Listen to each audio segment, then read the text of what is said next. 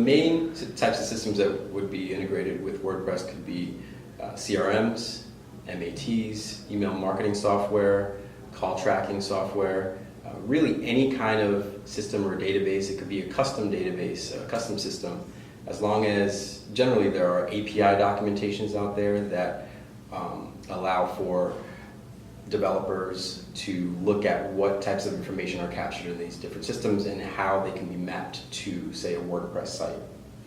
Things like Pardot, HubSpot, Invoca, those are just a couple of things that you're probably using now that easily integrate into WordPress.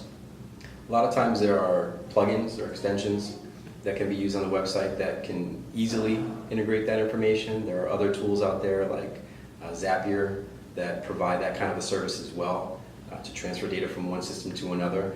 And generally, there's also embeddable code that can be generated by one of these tools that's simply just put on the website, and then you could actually build a form in one of these other systems, and that form and those fields will show up on the website.